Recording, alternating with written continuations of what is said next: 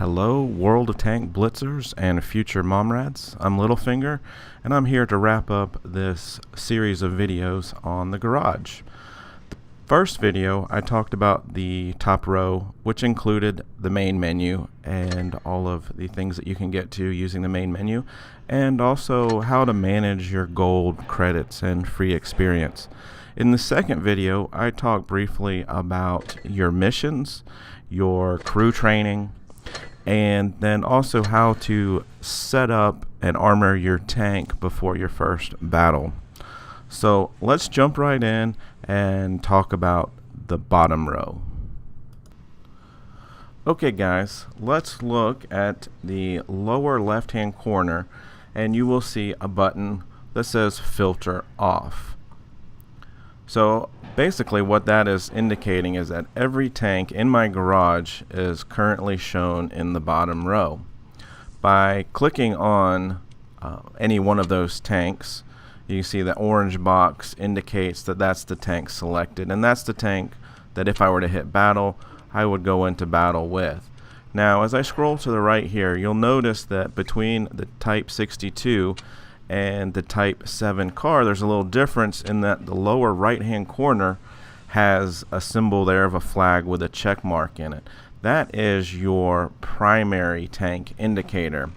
And if I click on the filter off button, it opens up this menu, and you can see here that there is a button just to show my primary tanks. So I'm going to turn that on and go back.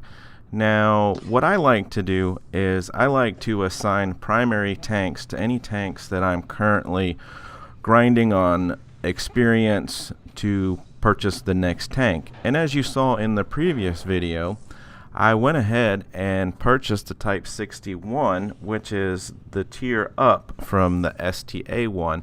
So I'm no longer worried so much about my crew and free experience for the STA. So what I will do here is I'll highlight it and then double tap it and it will go away. Likewise, if I wanted to show all of my tanks again and I wanted to add one, let's say I really want to focus on this SU-152, I can double click on it and there it is added as a primary tank. Okay guys, let's say you've just gotten into a platoon and your platoon mate says let's play tier 7. So you can come into your filters on and click on tier 7, and this will show you all of your tier 7 tanks. Now what I like to do is also select the 2x experience points, because if I'm going to play a tank, I want to max out the amount of experience points I get.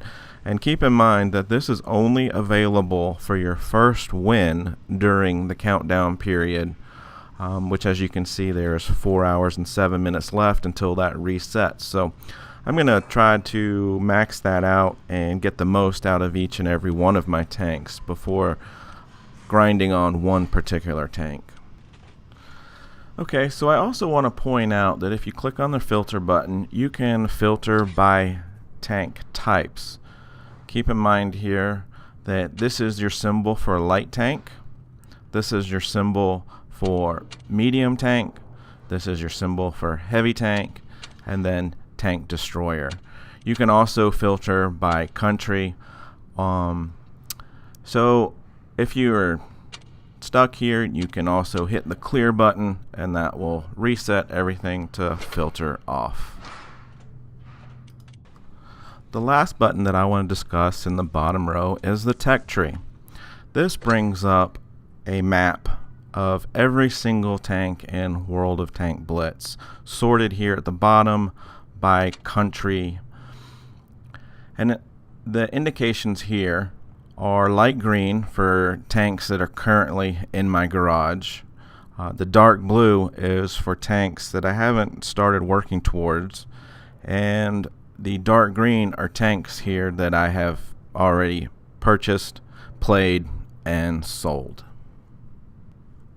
So each tank listed here shows the tank name in the lower left hand corner, the tank type and tier in the upper left hand corner, and then also some information about the tank in sense of how many credits it's going to take to purchase that tank. The upper left hand corner shows you how many combat experience points you have earned on that tank.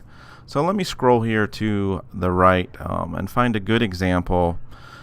Come on. So here, let's look at the E75.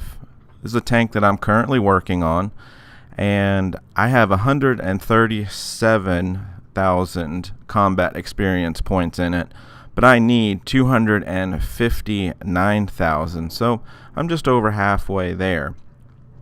Let's look at another example here at the VK.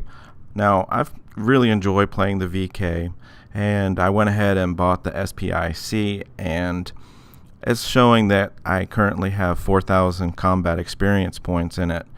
I went ahead and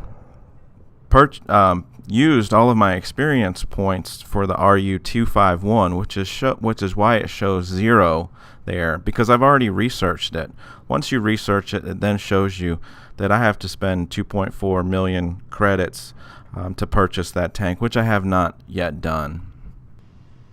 Okay guys, well that puts a wrap on learning your garage.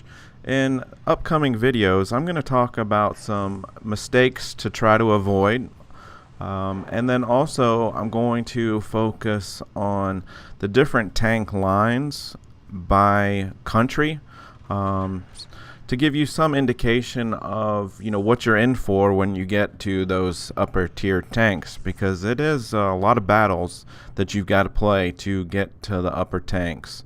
So stay safe out there, and Littlefinger out.